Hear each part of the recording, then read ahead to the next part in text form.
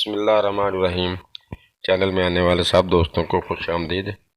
پہلے زمانے کی بات ہے، ملک فارس میں ایک بادشاہ ہوا کرتا تھا جو کہ اپنے آپ کو بہت عقل مند سمجھتا تھا۔ بادشاہ نے ایک دفعہ اعلان کروا دیا کہ اس کی سلطنت میں جو سب سے بڑا بے وقوف ہے اس کو پکڑ کر دربار میں حاضر کیا جائے۔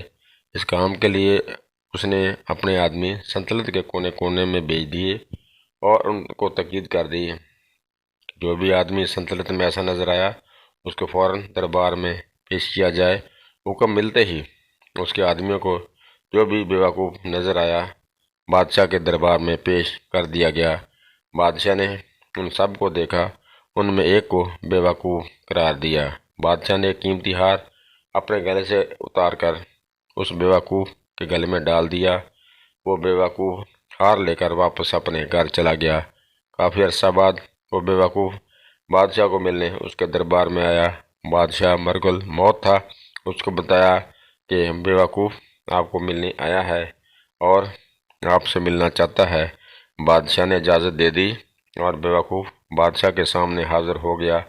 بادشاہ کو سلام عرض کیا اور پوچھا اور کہنے لگا، بادشاہ آپ لیٹے ہوئے کیوں ہیں؟ کیا آپ بیمار ہیں؟ بادشاہ نے بتایا کہ اب میں اٹھ نہیں سکتا اور میری ایک سفر پر روانگی ہے۔ یہاں سے کبھی کوئی واپس نہیں آیا، لیکن وہاں جانے کے لیے لیٹنا پڑتا ہے۔ بندہ کیونکہ بے وقوف تھا، اس نے عرض کی، کیا بادشاہ سلامت؟ آپ نے وہاں ہی رہنا ہے، واپس نہیں آنا؟ بادشاہ نے اپنی بڑی بے چارگی سے جواب دیا، ہاں مجھے اب اسی جگہ ہی رہنا ہے۔ بے وقوف حیرانگی سے بولا، تو پھر بادشاہ سلامت، آپ نے وہاں پر اپنے نوکر خادم، سامان زندگی اور محلات وغیرہ تو منتقل کر دیے ہوں گے؟ بادشاہ بے بسی میں چیخا اور رونے لگ گیا۔ بے وقوف کو سمجھ نہیں آ رہی تھی کہ بادشاہ کیوں رو رہا ہے۔ بادشاہ کے گلے میں اٹکی ہوئی آواز نکلی، وہاں پر میری ایک جھونپڑی بھی نہیں، محل تو دور کی بات ہے۔ اس پر بے وقوف حیران و پریشان ہو کر دیکھنے لگا اور عرض کی، بادشاہ ایسا کیسے ممکن ہے؟ آپ اس ملک کے بادشاہ ہیں اور بہت دور اندیش اور سمجھدار ہیں، میں نہیں مانتا آپ نے لازمی وہاں پر اپنے رہنے کا انتظام کیا ہوگا۔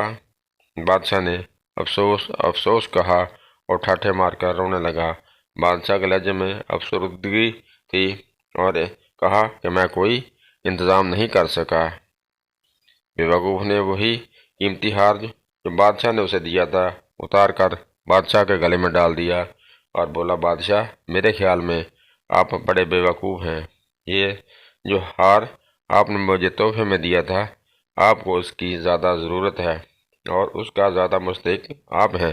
انسان کی زندگی دنیا میں ایک عارضی زندگی ہے اور اس کا کوئی بھروسہ نہیں کب اس کو نے ختم ہو جانا ہے۔ اس لیے زیادہ سے زیادہ اچھے اعمال کرنے چاہیے اور بھلائی کے کام کرنے چاہیے، انسانیت کے لیے کام کرنے چاہیے، غربا اور مساکین کے کام آنا چاہیے، کیونکہ اگر ہم اگلے جہاں جو ابدی ہے اور ہمیشہ کا ہمارا ٹھکانہ ہے اس کی تیاری نہ کی اور ہمیں موت آ گئی تو ہم وہاں قبر میں اور روز محشر میں سوالوں کا جواب نہیں دے سکیں گے۔